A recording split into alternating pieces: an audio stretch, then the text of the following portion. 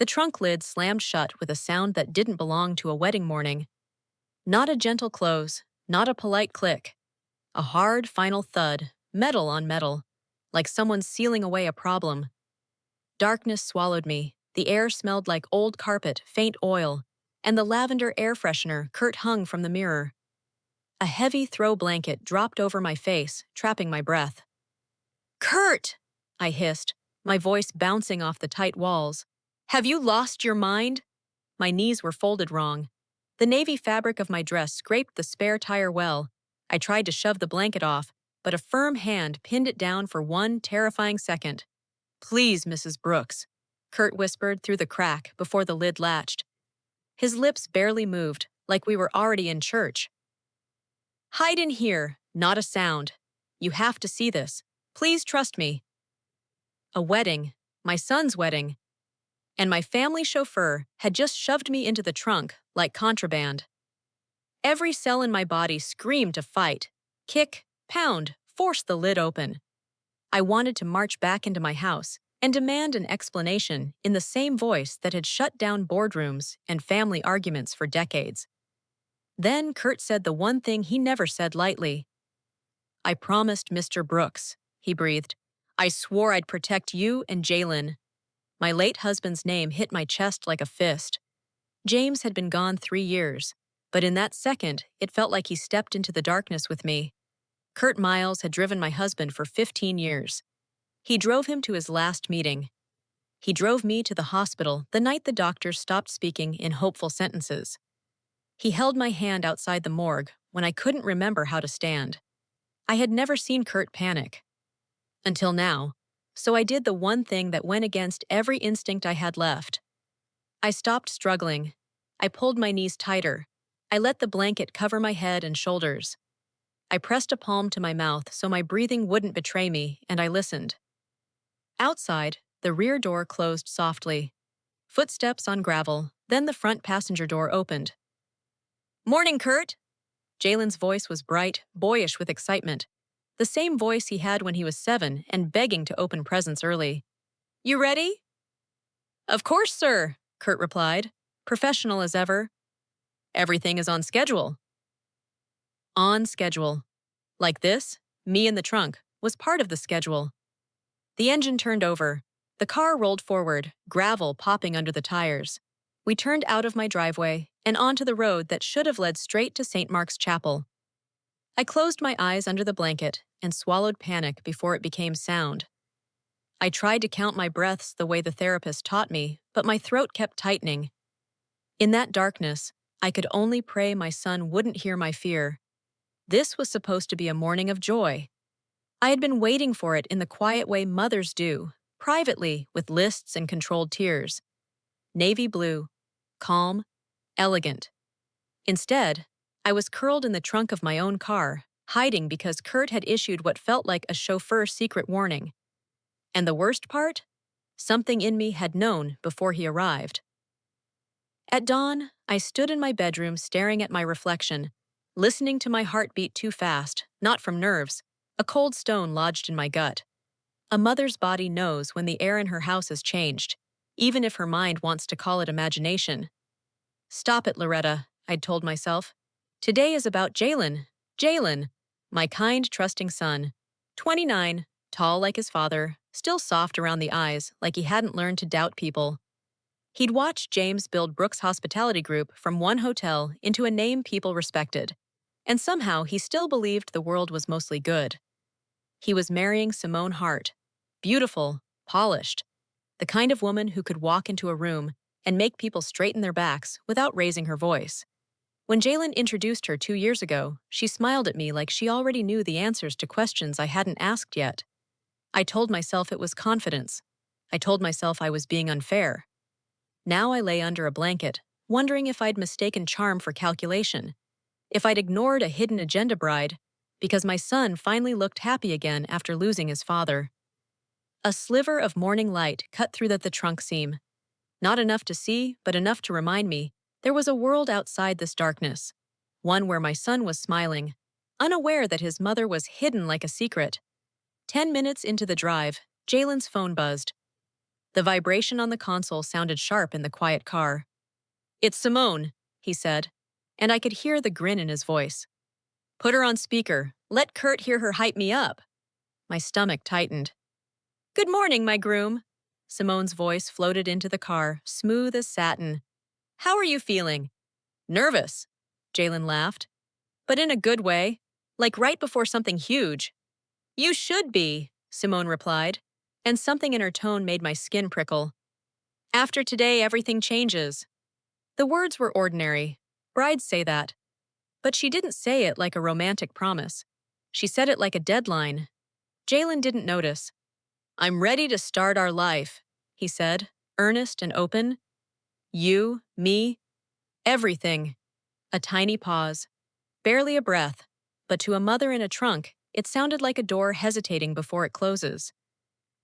"Yes," Simone said softly. "Finally." Finally. Not because she loved him, because something she'd been waiting on was about to arrive. I told myself not to spiral. Grief makes you suspicious. It sharpens fear into a blade. But then Simone asked, casually, "Where's your mom?" "Mom's coming separately," Jalen said. "Wanted a little quiet. You know moms, crying and worrying." My eyes burned. He said it like I was safe, predictable, already handled. "I see," Simone murmured. Then quieter, almost like she forgot she was on the speaker. "That's good, good." Good that I wasn't there. Another ring cut through the air, an unknown number. "Hold on, sunshine," Jalen said. "Unknown caller." "Don't answer," Simone said immediately. "Too fast. Not today. This is your day. Don't waste your nerves on telemarketers." He chuckled. "You're right." The call dropped. They returned to small talk. Flowers, timing, the photographer. But my mind latched onto that unknown number like a hook. The phone rang again. "Same number," Jalen muttered. "Weird." "Ignore it," Simone insisted. "Please. Trust me." Trust me. I didn't see Curt's face, but I heard the smallest change in his breathing from the driver's seat. A controlled inhale, a man collecting himself. The phone rang a third time, louder, urgent. Jalen answered, and the tone of his voice snapped into something I barely recognized. "I told you not to call this number," he said, low and strained. Not angry, afraid. "I said I would handle it. Stop calling me." He ended the call so fast, the silence afterward felt thick. "Everything all right, Mr. Brooks?" Curt asked, steady as a metronome. "Yeah." Jalen tried to laugh, but it came out dry. "Just wedding nerves." Curt didn't answer with his usual warm chuckle. He just drove. I lay there, fists clenched, thinking one thing. Who was calling my son on the morning of his wedding? And why did Simone sound like she was controlling the air he breathed? We should have been heading straight toward stained glass and white lilies. Instead, the car slowed, and my body felt the turn before my mind accepted it. The smooth road changed to the uneven rhythm of neighborhood streets. A pothole jolted me against the trunk wall. Jalen's voice cut in, surprised. "Curt!" "Where are we going? We're turning." "Small detour," Curt said calmly. "Won't take long." Jalen's phone chimed. A text. "It's Simone," he said, relief and anxiety tangled in his breath. "She says there's an emergency with a bridesmaid. She wants me to pick her up before the church." A pause. "She sent an address." "Of course," Curt replied. Too quick, too smooth. He already knew. We turned again, deeper into a place that didn't feel like Simone's world. No manicured hedges, no wedding day glow. Just tired lawns, faded paint, and houses that looked like they'd been holding their breath through hard years. We stopped. "I'll be quick," Jalen said. A door opened. "She said wait in the living room." His footsteps moved away. A porch board creaked. Then a door shut. For 3 seconds, there was nothing but my heartbeat. Then Curt's voice came close to the trunk. "Mrs. Brooks, come out, slowly." The lid lifted. Light stabbed my eyes.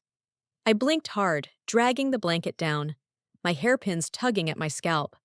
Curt offered a hand, and I took it because my legs were numb.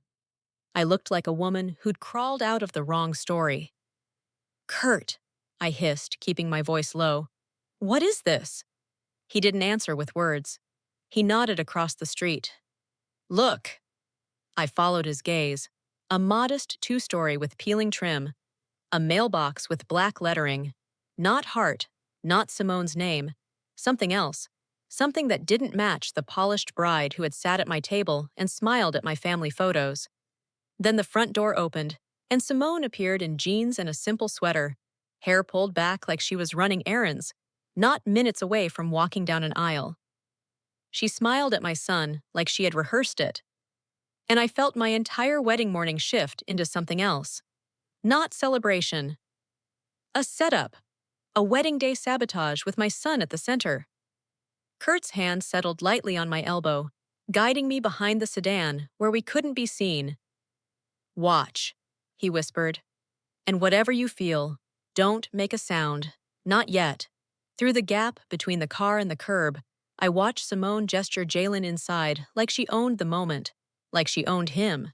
In that narrow slice of morning between her smile and the closing door, I realized this wasn't just about love. This was about a family business takeover, and I was about to learn the mother of groom truth the hard way.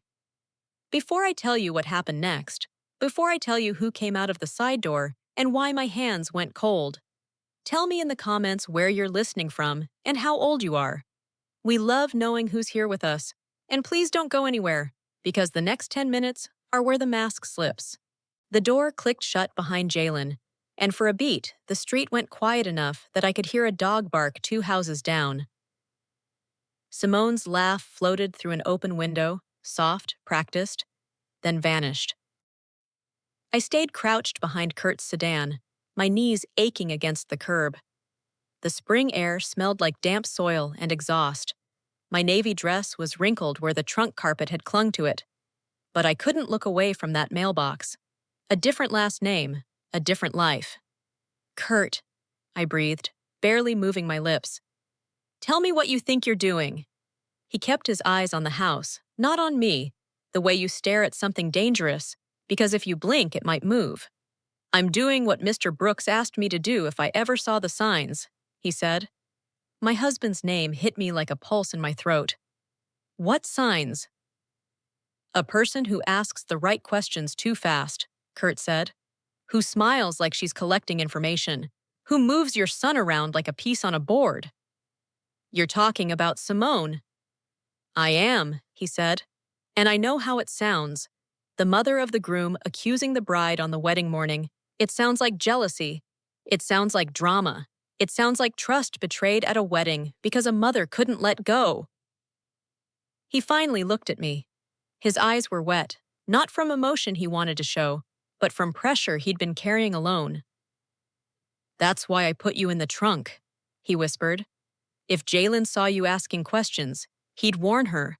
Not because he's disloyal, because he's kind. He'd give her time to fix the lie, and I needed you to hear her when she thinks no one is listening."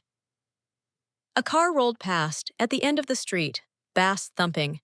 Curt angled his body to block the view. He wasn't just a driver right now. He was a man standing between my family and something sharp. "Okay," I said, forcing my voice steady. "What do you know?" Curt pulled out his phone. "I don't have guesses," he said. "I have pieces. And this morning, I got the last one." He didn't hand me the phone yet. He checked the front door, the curtains, the side yard.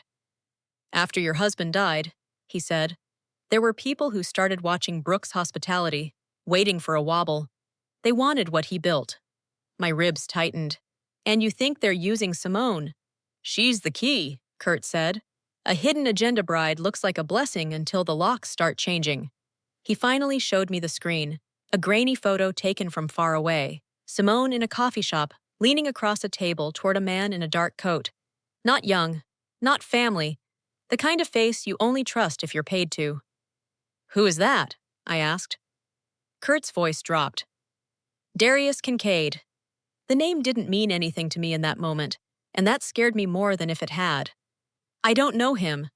"You're not supposed to," Curt said. "But Mr. Brooks did. He warned me years ago, said if Kincaid ever came back, he wouldn't come through the front door. He'd come through a weak spot. My pulse kicked. And you think Simone is the weak spot? Curt didn't nod. He didn't have to. She's the door, he said. He swiped to the next image. An email chain, company names, terms like spousal access and signing authority, words that did not belong anywhere near vows and rings. This, Curt said, is private investigator evidence that somebody drafted paperwork tying Simone to your corporate accounts right after the ceremony, not after the honeymoon, immediately. My fingers went numb around the phone. Jalen would never— He would if she asked him, sweet enough, Curt said, gentle and brutal at the same time. Because he believes love is safe. Love is safe. James used to say love is a risk, Loretta, but it shouldn't be a blindfold. I remembered Simone the first time she sat in my office. The polite laugh, the careful compliments, the way her eyes drifted, not to Jalen's face, but to my shelves, to framed documents, to the brass plaque with our company's name. I'd thought she was admiring. Now I wondered if she was measuring. Why bring me here? I asked. Why not call my attorney? Why not call the police? Because Kincaid is careful, Curt said. He doesn't show his hand unless he thinks he's winning. We needed to see her meet him when she's not performing for your family. We needed to catch the moment she forgets to be future Mrs. Brooks. Inside the house, something thudded, maybe a drawer, maybe a suitcase. My heart slammed against my ribs. Curt leaned closer. Ma'am, I'm not trying to ruin your son's day, he whispered.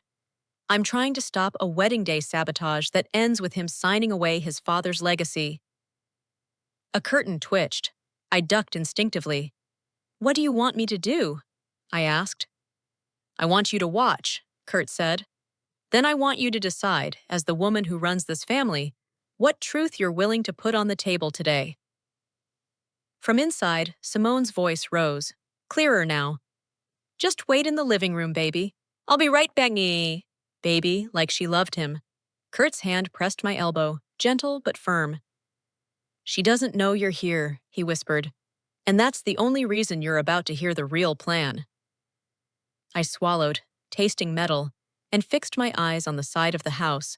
On the door, Curt kept watching, like it was about to open on a different world. For a second, I wanted to run inside and grab my son by the arm, drag him into daylight, and tell him everything. But I pictured Jalen pleading, defending her, giving her the benefit of every doubt he'd learned after his father died. Simone had stitched herself into his grief with patience and pretty words. If I rushed in now, I'd only prove her script. Overprotective mother, controlling widow, the woman who can't share her son. So I swallowed the urge and stayed hidden. Curt had promised proof, and proof was the only thing strong enough to stop a marriage without turning me into a villain. I pressed my ringless hand to my chest, pictured James's calm eyes, and waited for the side door for his sake. The side door didn't open all at once. It cracked, slow, cautious, like the house itself was deciding whether the morning deserved to breathe. A sliver of shadow slid across the porch, then sunlight touched the edge of a sneaker. My whole body tightened. Curt's fingers stayed on my elbow, steadying me behind the sedan. His suit jacket was buttoned, his posture calm, but the muscle in his jaw jumped like a warning light. "Stay low," he mouthed. I nodded without trusting my voice. The side door swung wider, and Simone stepped out first. Not bridal, not glowing. Not the woman who had cried at our rehearsal dinner when Pastor Wallace spoke about covenant and commitment. This Simone moved like a person on a schedule. Jeans, flat shoes, a loose blouse, hair scraped back into a ponytail. No veil. No perfume cloud. No softness. She checked her phone, then looked up the street the way you look for a ride. Not a soulmate. And then he appeared. At first, I only saw the outline. Tall, broad shoulders, hands in his pockets like he owned the air. He walked up the path without urgency, without needing to hurry because he expected the world to wait. He wore a dark coat even though the day was warming. His hair was close-cropped, salt and pepper at the temples. His face was the kind of face you see in boardrooms and courtrooms, the kind that smiles with its mouth and never with its eyes. Simone's posture changed the second she saw him. The practiced warmth vanished. Her shoulders squared, her chin lifted. She looked like an employee clocking in. Darius Kincaid. I'd never met him, but the way Curt's shoulders stiffened told me everything my mind still tried to deny. This was real. This was not motherly paranoia. This was the opening scene of a family business takeover, unfolding on the morning my son planned to promise his life to the woman now standing inches from a predator. Simone didn't greet him with a hug. She didn't reach for his hand. She stepped close enough to speak quietly, then stopped, maintaining the exact distance that said, "You don't get affection, you get results."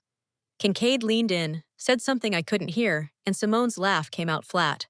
One quick sound, more bark than joy. Then Kincaid turned his head, scanning the street. My lungs seized.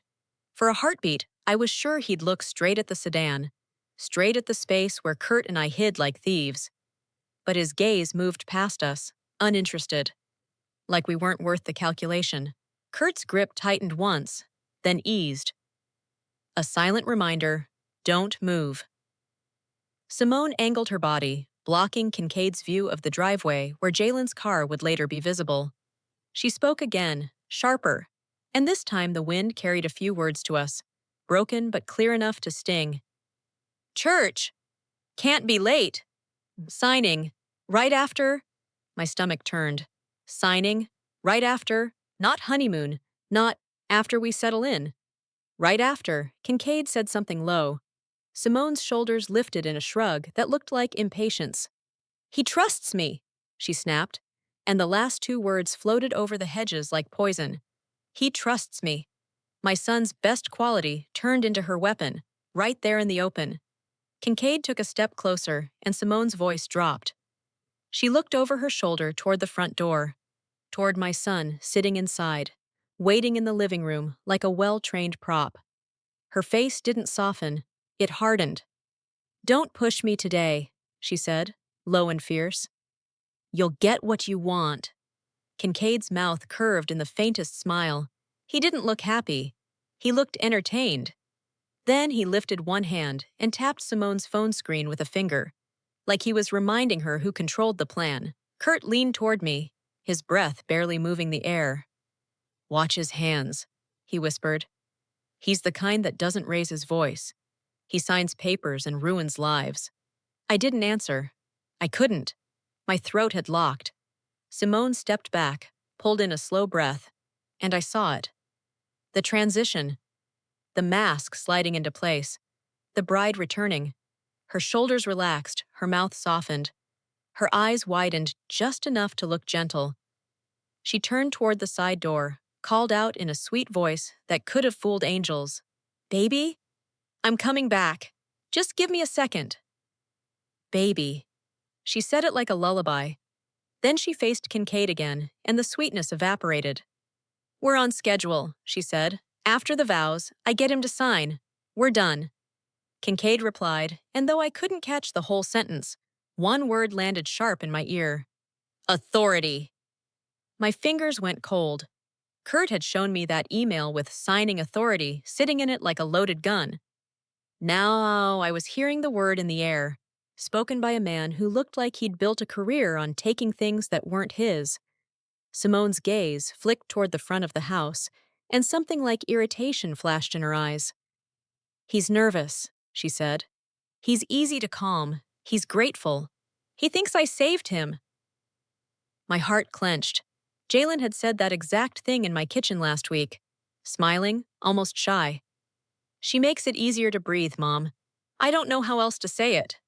Simone had taken my son's grief, wrapped it in velvet, and tied it into a bow she could hand to a stranger named Kincaid. Kincaid's voice rose slightly, still quiet, but more distinct. 1 year, he said. Simone sighed. Yes. 1 year. Then we handle the separation clean. We settle. We move. Settle. Move. like my son was a stepping stone. My vision narrowed. I could feel my pulse in my teeth. I wanted to step out, to scream, to tear the mask off her face with my own hands. Curt's hand pressed my elbow again, harder. "Not yet," he mouthed. "Not yet. Because if I moved now, I'd warn her. I'd turn this into chaos without proof. I'd become exactly what Simone wanted me to look like. The unstable widow trying to sabotage love." My nails bit into my palm. Kincaid took something from his coat. An envelope, thick. He handed it to Simone, who didn't even blink. She tucked it into her purse like she was receiving a receipt. "Don't lose that," he murmured. Simone nodded once. "Business." Then Kincaid's gaze slid toward the side yard, and he spoke a sentence that carried farther than the rest. "And remember," he said, voice calm as glass, "your husband built this company by keeping his hands clean. We won't." My blood stopped. My husband, Mr. Brooks, James. Curt stiffened so sharply, it was like a jolt went through both of us. I stared at Kincaid's mouth, certain I'd misheard. Simone's face tightened. "Don't talk about him," she snapped. "We're not doing this for your ego." Kincaid's smile returned, lazy and cruel. "It's always for my ego, Simone. You just get paid along the way." Simone leaned in, her voice a low hiss. "This isn't a game. He has lawyers. He has people. If you want the Brooks name on paper, you do it my way." Kincaid's eyes didn't blink. "I want the Brooks money," he said, "and I want the satisfaction of taking it through his son." My stomach twisted into a hard knot. This wasn't just theft. This was revenge. A revenge plot revealed in broad daylight, on a porch in a neighborhood my son thought was an urgent bridesmaid emergency. Curt's lips moved without sound. "Told you." I swallowed bile. My hands shook so much I had to press them against my thighs to steady them. Simone pulled back, lifted her chin, and in one smooth breath, she became the bride again. "Fine," she said softly. "You'll get your satisfaction. Just stay out of my way today." Kincaid tipped his head in mock respect, then stepped back. Simone turned, opened the side door, and disappeared into the house. Kincaid lingered on the porch for a moment, looking at the sky like he had all the time in the world. Then he walked down the path and toward a dark SUV parked around the corner. He didn't look back, and that terrified me more than if he had. When the street swallowed him, my knees almost gave out. Curt caught my elbow, keeping me upright. "You heard that," I whispered. My voice cracked and dry. "I heard," he said. "He said my husband's name." Curt nodded once. "Mr. Brooks crossed him years ago. Kincaid doesn't forget."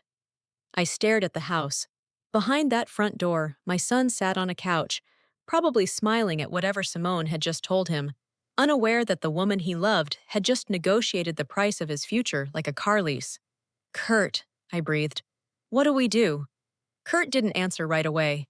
He reached into the inside pocket of his jacket and pulled out a slim folder, brown, creased at the edges like it had been opened and closed 100 times.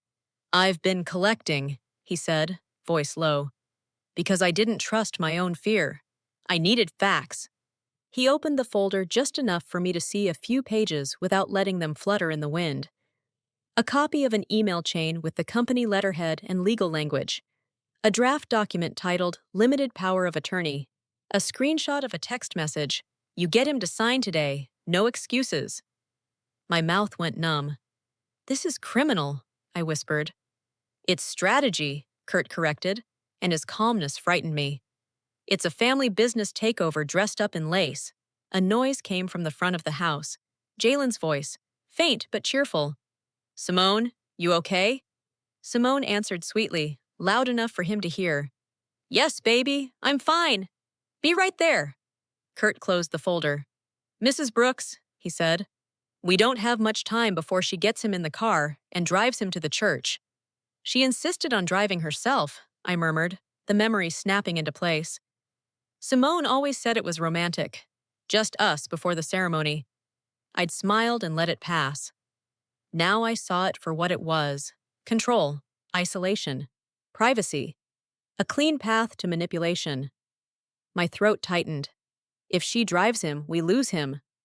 Not if we move smart, Curt said. I looked at him. Smart how? Curt's eyes held mine, steady and fierce. We don't confront him yet, he said.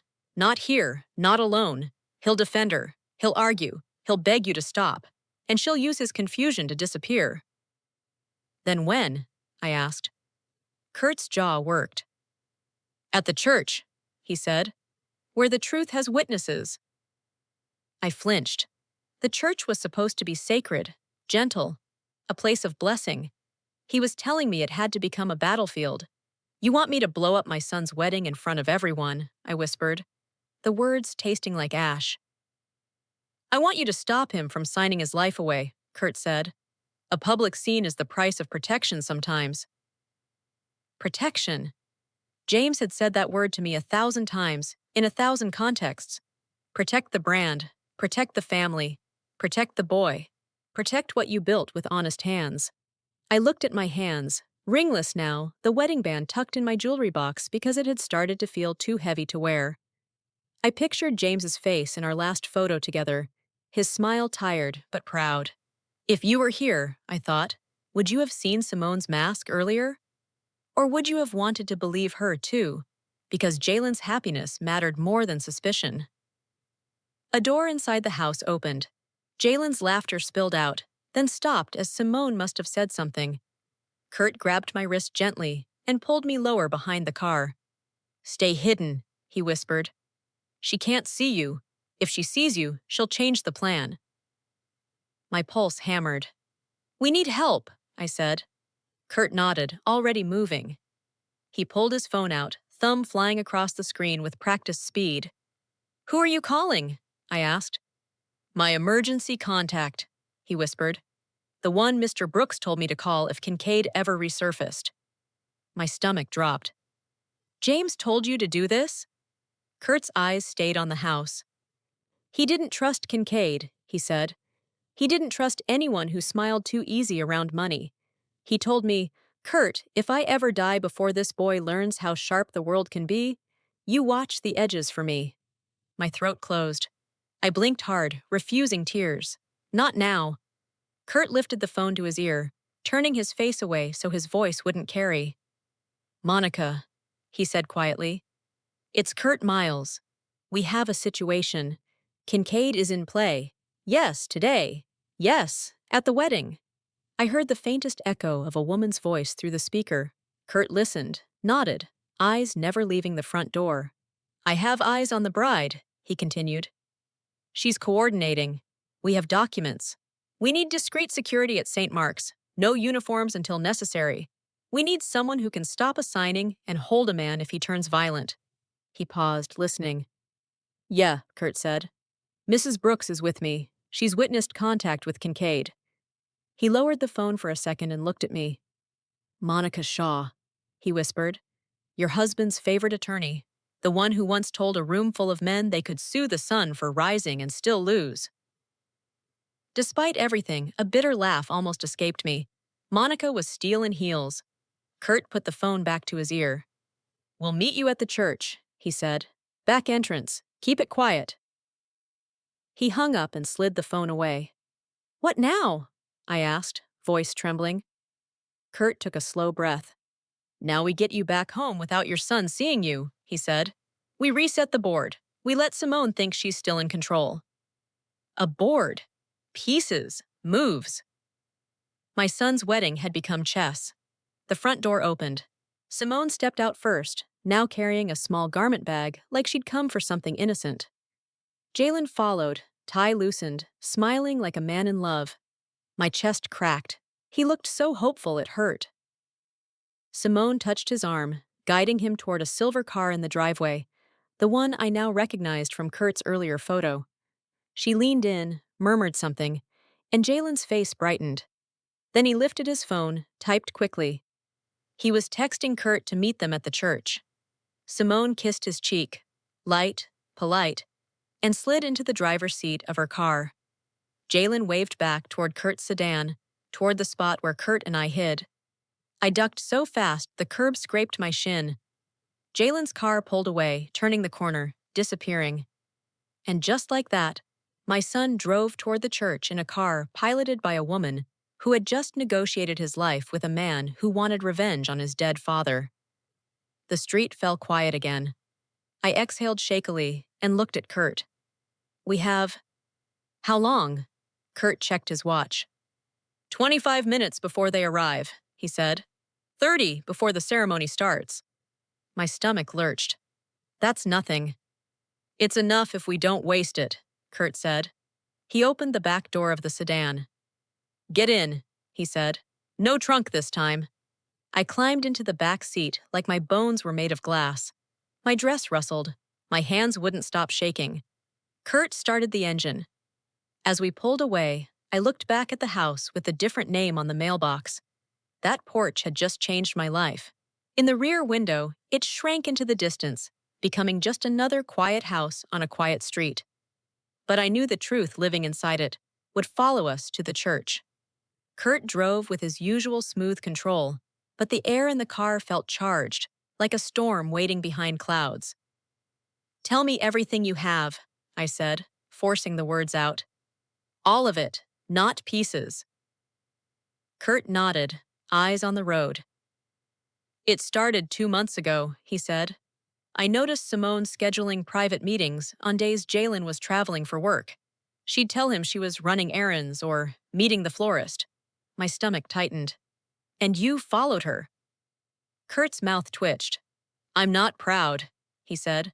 But I remembered what Mr. Brooks said about Kincaid and about weak spots. So yes, I followed. He took a breath. Simone met a man downtown twice. Same man, not Kincaid. Another one, an intermediary. I took pictures, but pictures aren't proof of a crime. Until today, I murmured. Until today, Curt agreed. Today she brought the real player. And the documents? I asked. Curt glanced at me in the mirror, then back to the road. I got those from a printer in your office suite, he said. The night cleaning crew told me someone printed legal drafts after hours. I asked for the trash bag. They thought I was just protecting company privacy. A cold shiver ran down my spine. She printed them in my building. She wanted it ready, Curt said. Ready for Jalen's signature. The image of my son holding a pen, smiling, signing something he didn't understand, burned behind my eyes. Does she know what she's doing is illegal? I asked, my voice hollow. Curt's answer came quick. Yes, he said. That's why she's careful. That's why she keeps you and Jalen separated. That's why she's sweet in public and sharp in private. A soft click sounded in my mind, like something locking into place. This wasn't a love story. It was inheritance and fraud wrapped in white silk. We turned into my neighborhood. My house rose ahead like a promise and a trap. Stone steps, wide windows, the front porch where James used to sit with coffee and a newspaper.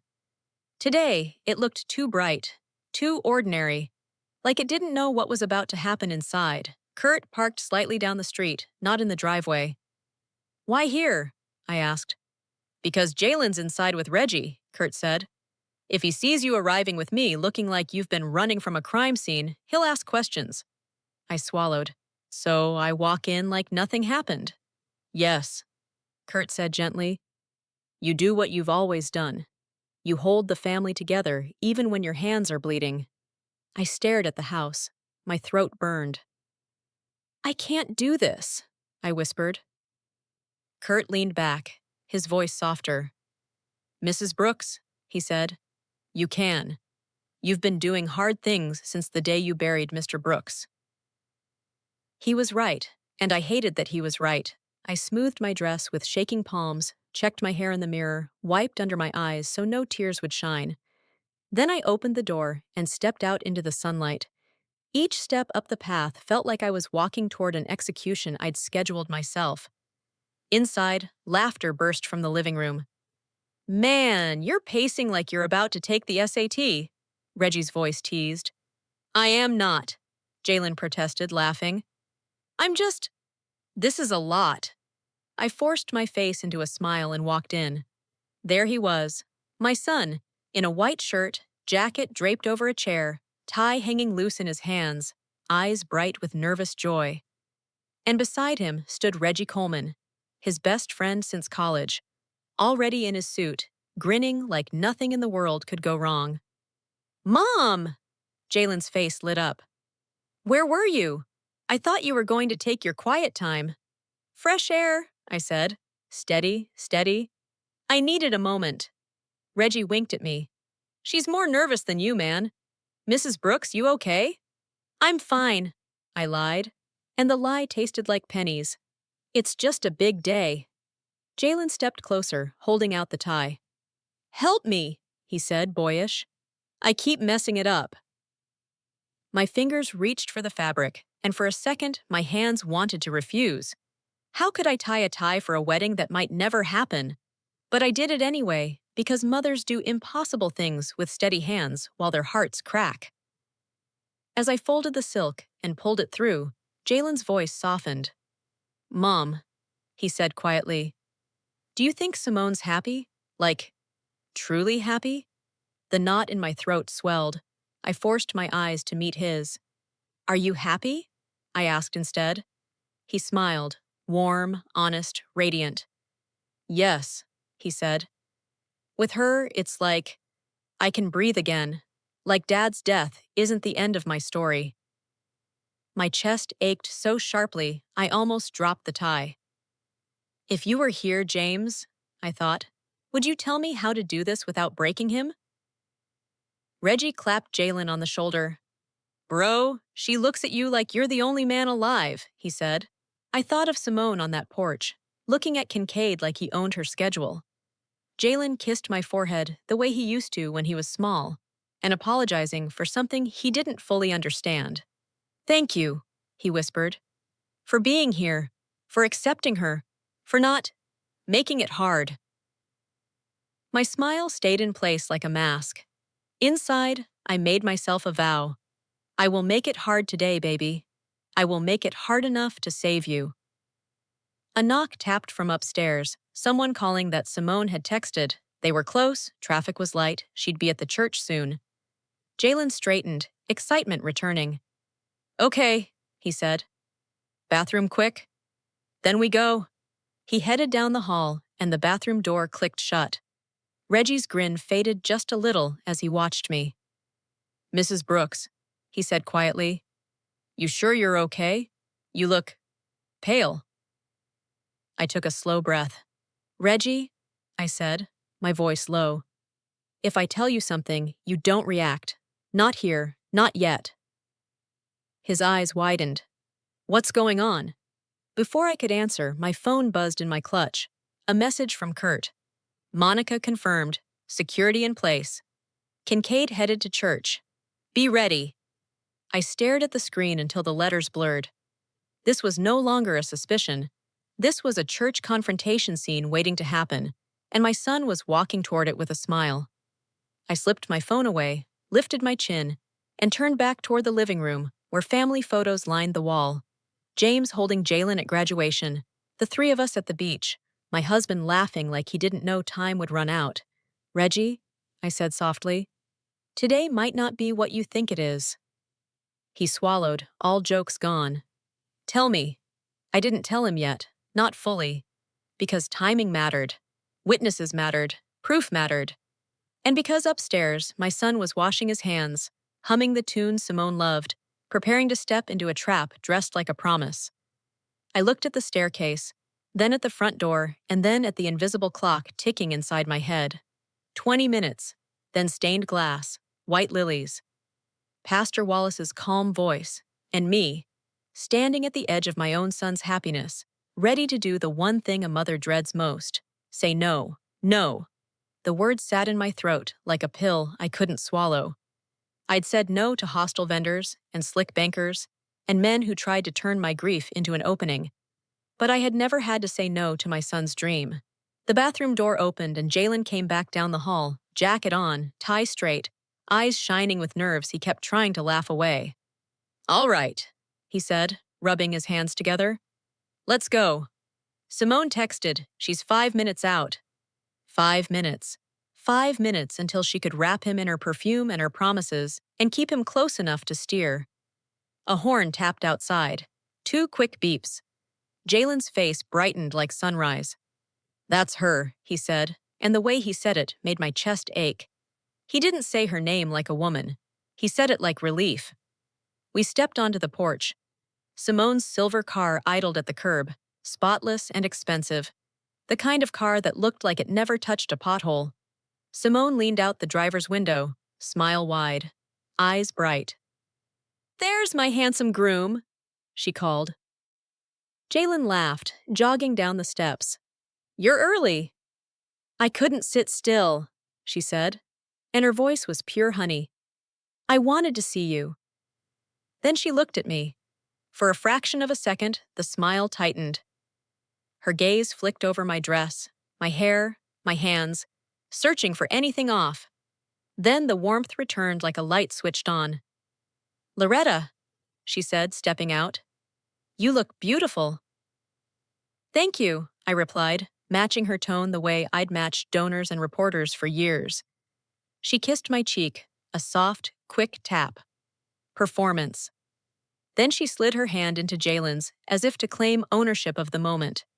"We're taking my car," she said brightly. "Just us before the ceremony. A little quiet." Jalen melted. "Perfect." I forced myself to speak before my fear showed. "Jalen, I'll meet you there," I said. "Curt's taking me." Simone's eyes flashed, irritation, then erased. "Curt?" she repeated lightly, as if the name didn't belong in her fantasy. "He knows the back way," I said. "Traffic." "Of course," she chirped. "See you at the altar." She squeezed Jalen's fingers, and he squeezed back, smiling like a man who believed he'd already won. They drove off.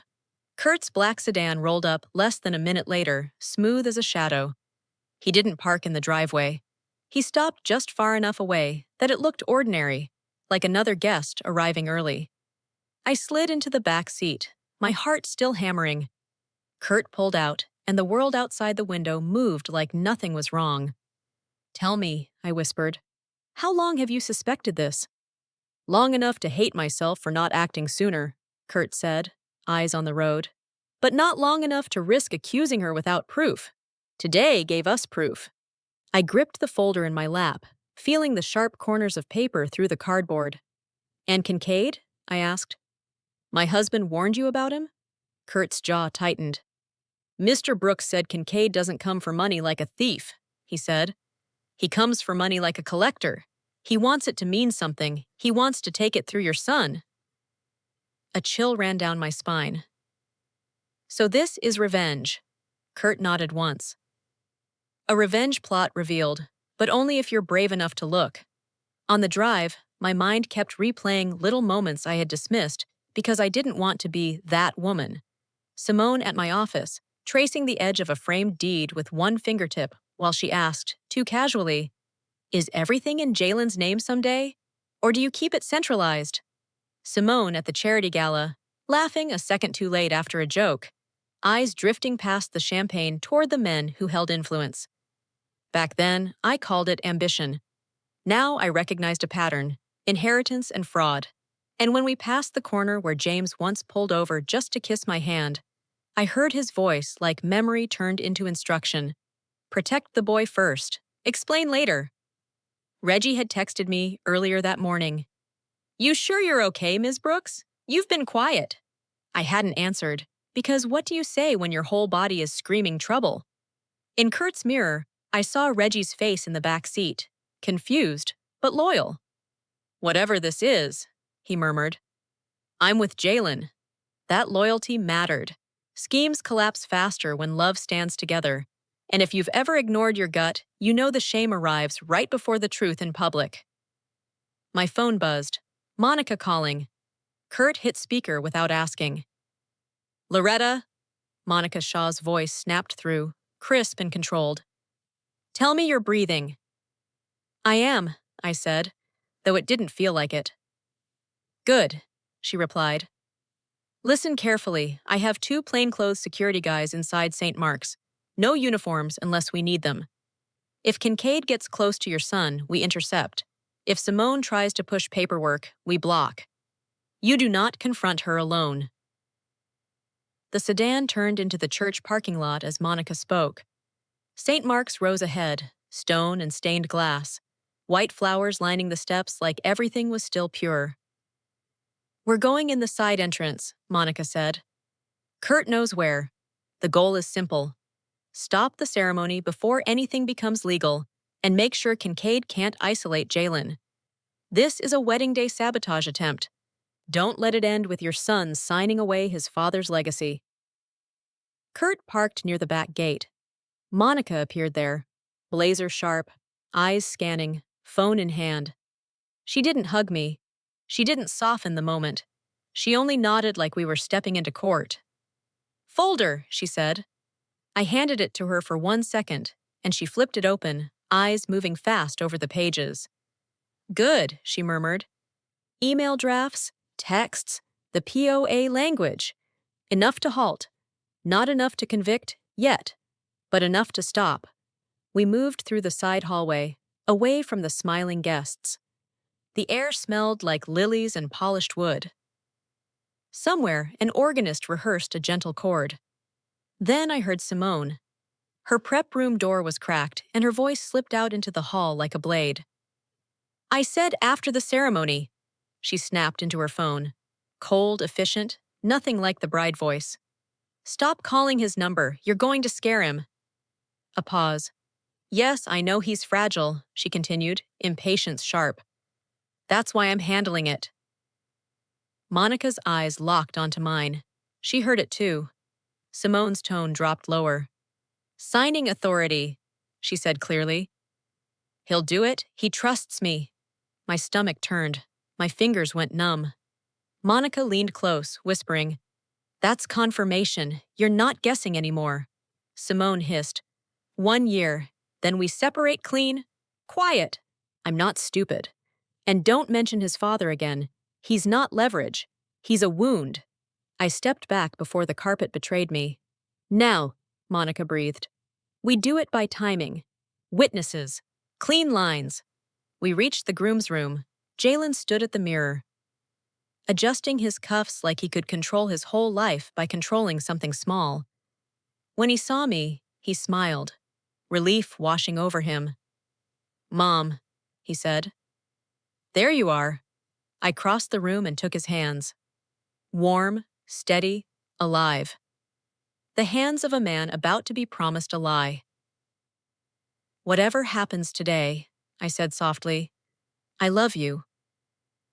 His smile faltered. "Why are you talking like that?" "Because I need you to remember it," I whispered. "Even if you're angry with me." He searched my face, confusion and fear starting to bloom. "Mom, what's going on?" I wanted to tell him everything. I wanted to rip the bandage off and let the pain do what pain does.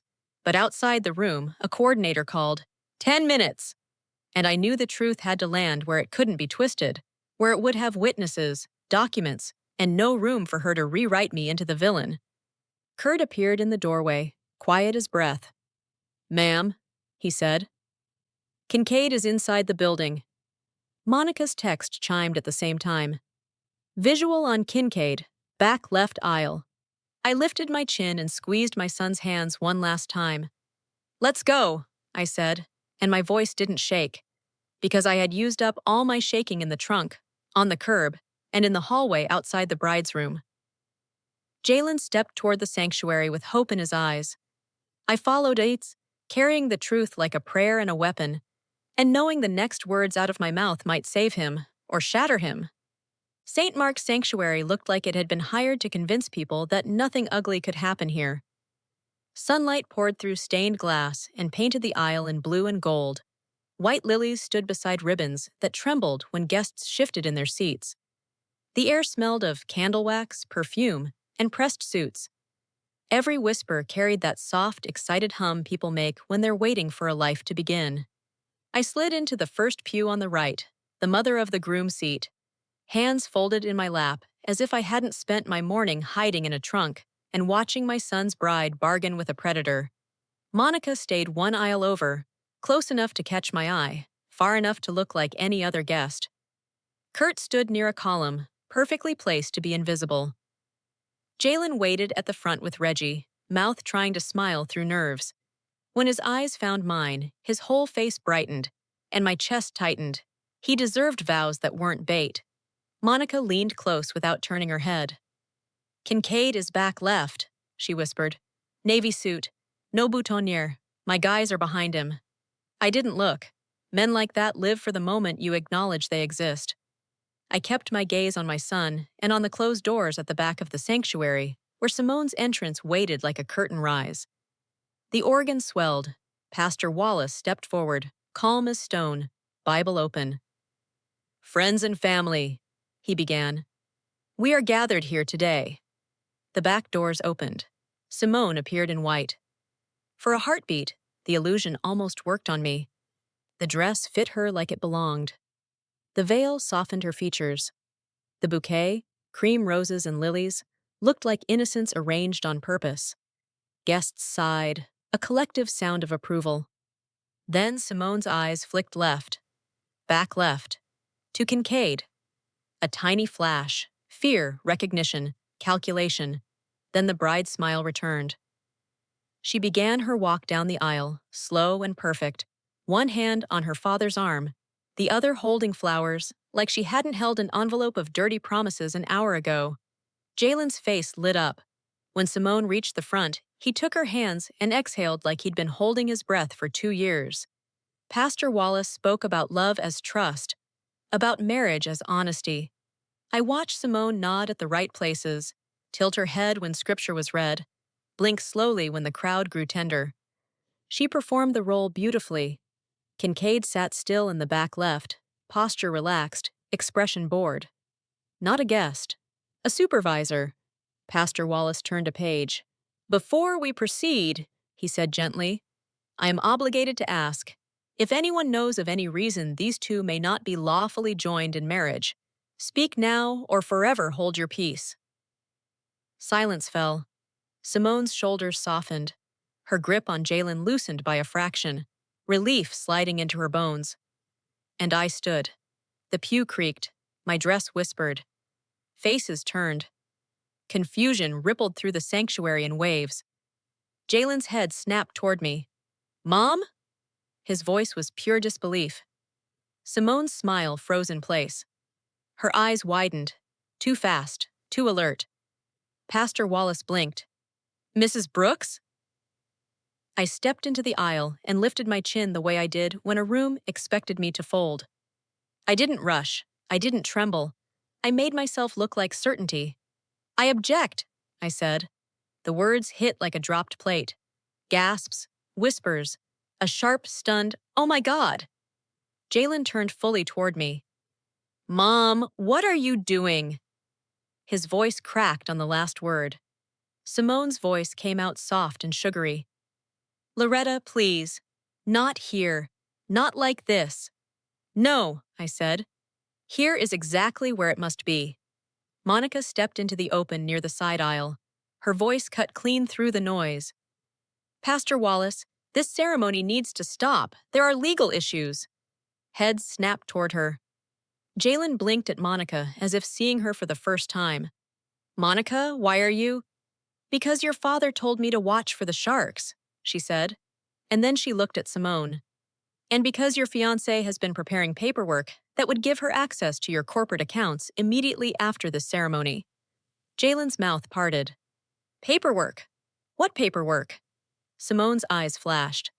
"That's a lie." Monica held up a sealed envelope. "Drafts," she said. "Signing authority, power of attorney language. Prepared and printed through channels linked to Ms. Hart." Simone took a step back. Her bouquet trembled. Jalen turned to Simone, voice breaking. "Simone, tell me the truth. Are you planning to have me sign anything today?" Simone reached for him. "Baby, listen. Your mother is panicking. She's afraid of change." "Don't," I said, sharper now. "Don't turn my grief into your shield." Jalen pulled his hands away from hers. I faced Simone again. "Before you marry my son," I said, Answer one question in front of God and witnesses. Who is Darius Kincaid to you? A murmur rose. People craned their necks. Simone's gaze darted back left. The mask slipped. Jalen followed her eyes. Who is that? He whispered. And then Kincaid spoke, smooth and amused, from the back of the sanctuary. Let the boy breathe, he said. Every head turned. Kincaid stood slowly, buttoning his jacket. Darius Kincaid, he introduced himself. A friend of the family. Simone flinched. Darius, stop. Jalen stared down the aisle at him, confusion turning hard. You knew my father? Kincaid's smile was thin. I knew of him. He had principles, expensive ones. Jalen's jaw clenched. Why are you here? Kincaid's gaze swept over my son the way a buyer appraises property. To witness, he said. You're stepping into a powerful position. Monica's security moved. Two plainclothesmen closed in at the back left, one in front of Kincaid's row, one behind. Kincaid didn't look at them. His eyes stayed on me. Mrs. Brooks, he said. I'll admit I'm impressed. Not many people notice the hook before it's already set. You're not here as a guest, I said. You're here to collect. Pastor Wallace's voice trembled slightly. Sir, you need to leave. Kincaid lifted his brows, amused. No one wants a scene. One of the security men spoke quietly, close to Kincaid's shoulder. You need to step out. Kincaid finally shifted his gaze to my son. Tell them, he said, calm, that I'm welcome. Jalen's eyes burned. His voice came out raw. Get out. Kincaid held Jalen's gaze for a long second, then gave a small bow. As you wish. He walked down the side aisle with security escorting him, not struggling, not shouting, just leaving like a man who still believed he'd win later. At the doors, he paused and looked back at Simone. We'll talk, he said. Simone's face drained. The doors closed behind Kincaid, and the sound was not holy. It was final. For a few seconds after Kincaid disappeared, the sanctuary didn't know what to do with itself. People stayed standing, half turned in their pews, eyes darting between Simone's white dress and my son's shaking hands. A wedding photographer lowered his camera like it had suddenly become indecent. Someone whispered, Lord, cover him! And another voice hissed, This is a wedding scam, as if naming it could make it smaller. Jalen glanced at the ring resting on the velvet pillow beside the pastor's Bible. The gold caught the stained glass light and glittered like a promise that had never earned the right to exist. Was this the plan? He asked Simone, voice thin. Get me to say I do and then get me alone with papers? Simone wiped her cheeks, trying to climb back into softness. It wasn't like that, she insisted. I was trying to protect... Protect who? He snapped. Me? Or your deal? Monica stepped up to the platform, clinical. Jalen, she said. This isn't a lover's quarrel. This is a family business takeover attempt. The documents authorize access to accounts and decision-making, and the timing, right after vows, was meant to use your emotions and your legal status. That's how inheritance fraud works when it's dressed in romance. Jalen stared at her as if the words were too cold to belong in a church. So if I'd signed... You could have lost control of your father's legacy, Monica said. And you'd spend years untangling it. Courts, audits, headlines. They count on shame to keep victims quiet. Reggie's hand tightened on Jalen's shoulder. Jalen blinked, like he could clear the image of Simone walking toward him with a smile that had a knife behind it. Pastor Wallace swallowed. This ceremony is suspended.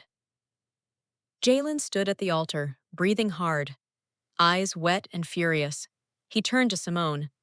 Explain, he said. Right now. Simone's tears came fast, messy. It wasn't supposed to happen like this, she said. Then what was it supposed to be? I asked. Simone swallowed. I needed a way out, she whispered. I was cornered. By who? Jalen demanded. Simone hesitated, and in that hesitation I saw it. Whatever fear she carried, she'd still chosen my son as her shield. Monica stepped forward, voice firm. Ms. Hart, you should not say anything else without counsel. Simone laughed, bitter. You people always have counsel. Jalen flinched. So you used me, he said, and the sentence sounded like it hurt to speak. Simone shook her head, desperate. No. I cared. I do care. Did you ever love me? Jalen asked, and the question sliced the room open. Or was I just access? Simone's mouth opened, closed. Her eyes darted toward the doors where Kincaid had disappeared. She didn't answer. Jalen's face crumpled in slow motion. Reggie caught his elbow, steadying him. Breathe, bro, he murmured. I stepped closer, careful, because my son looked like shattered glass. Jalen, I said softly, look at me. He did, and his eyes were wide, wounded, stubborn. Is it true?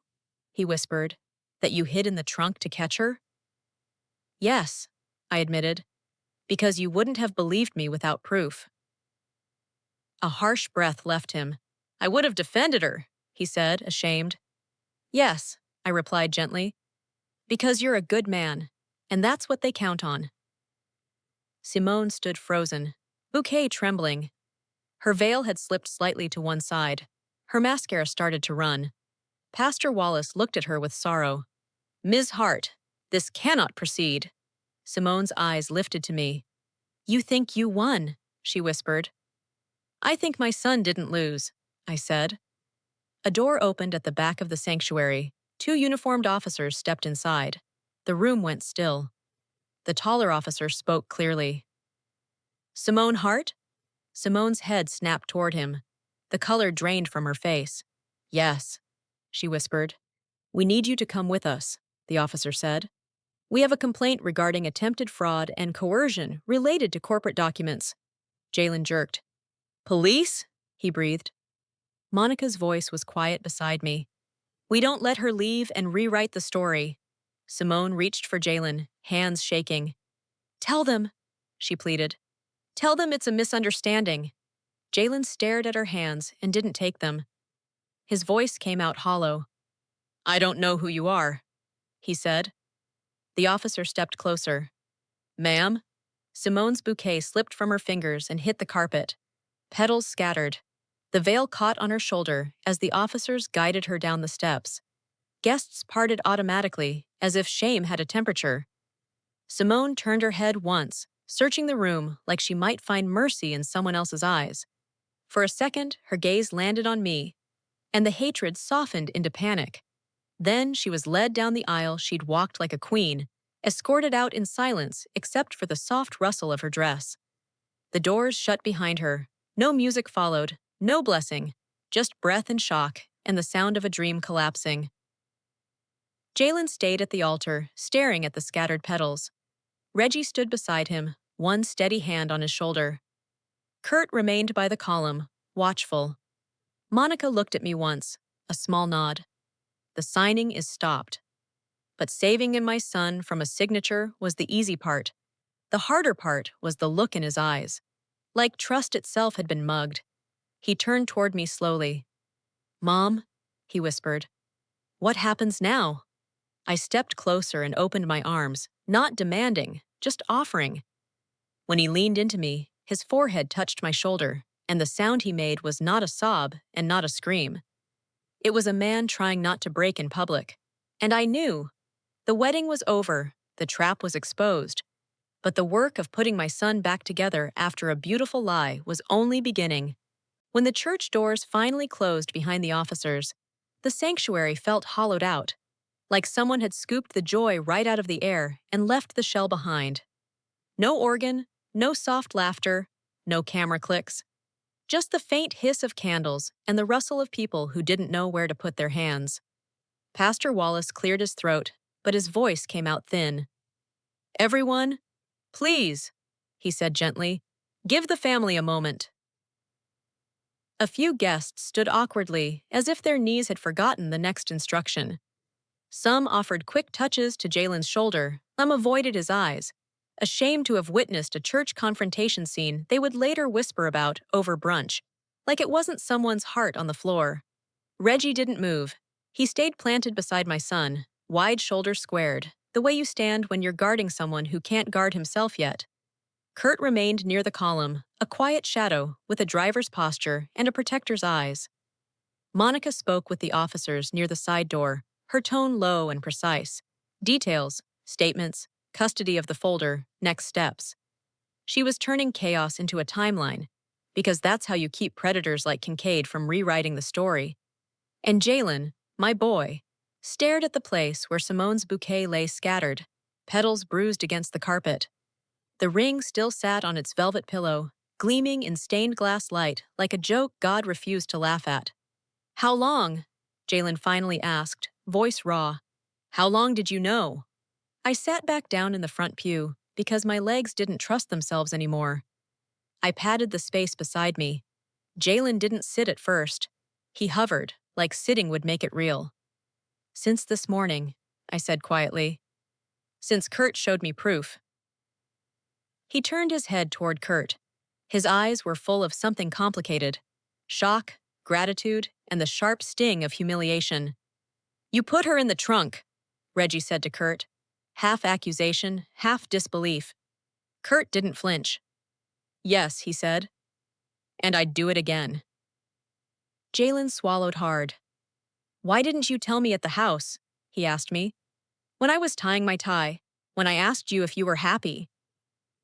"Because you would have defended her," I thought. "Because love makes good men stubborn." But I didn't say it like that. Not to my son, while his world was still shaking. "Because you needed witnesses," I answered gently. "And you needed the truth to come from more than my mouth." He dropped into the pew beside me, like his bones finally remembered gravity. His hands shook in his lap. He looked down at his knuckles as if he couldn't recognize them. "I feel like an idiot," he whispered. "You're not," I said. "You're a man who wanted to trust. That's not stupidity, that's hope." He let out a bitter, broken laugh. "Hope is expensive." "Yes," I agreed softly. "And today it almost cost you everything." Across the sanctuary, Monica finished speaking with the officers and returned, eyes sharp but tired. "They have Simone," she said quietly. "And they're looking for Kincaid. He didn't just vanish. He has a footprint. Phones, emails, financial ties. We'll follow it." "Kincaid," Jalen repeated, like the name was a foreign object in his mouth. "My father had enemies." "Your father had standards," Monica corrected. "Men like Kincaid take standards personally." Reggie's jaw clenched. "If he comes near you, bro, he's gonna have to deal with all of us." Jalen didn't answer. He stared forward, eyes wet, and I realized he wasn't hearing threats or promises. He was hearing the echo of Simone's silence when he asked if she ever loved him. That silence was a kind of violence. We stayed there until most of the guests had drifted out, leaving behind a few lilies, a few programs on the floor, and the quiet hum of a building trying to return to normal. When Jalen finally stood, his suit looked too stiff, like it belonged to a stranger. Outside, the day was still bright. Birds still argued in the trees. The world didn't pause for betrayal. On the church steps, Jalen stopped and looked at me.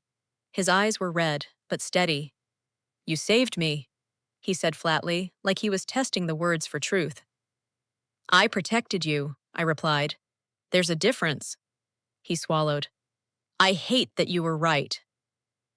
"That's fair," I said. "Hate me, but stay free." He stared at the parking lot where Simone's silver car had once been parked like a promise. Now it was gone, and in its absence, there was a strange empty space that felt like grief. Curt approached carefully. "Sir?" he said, and Jalen turned to him. For a long moment, my son just looked. Then, to my surprise, he stepped forward and pulled Curt into a quick, tight hug. Awkward, sudden, real. "Thank you," Jalen said into his shoulder, "for seeing what I couldn't." Curt's eyes shined, but his voice stayed steady. "Your father would have done the same," he said. 3 months passed. Life didn't turn into a fairy tale. It turned into paperwork, therapy appointments, long silences, and small victories that didn't look dramatic from the outside. Jalen started seeing a counselor, at first reluctantly, then with the quiet relief of a man learning he wasn't weak for needing help. He stopped rushing. He began listening to his instincts again. And in the middle of all that, Brooks' hospitality group kept moving, because grief doesn't pay the bills and betrayal doesn't cancel contracts. Jalen showed up at my office one Monday with a folder under his arm, tie absent, eyes clearer. "New project proposal," he said. "Want to review it with me?" I took the folder and looked at him. "How are you?" I asked. "Really?" He exhaled. "Some days I'm angry," he admitted.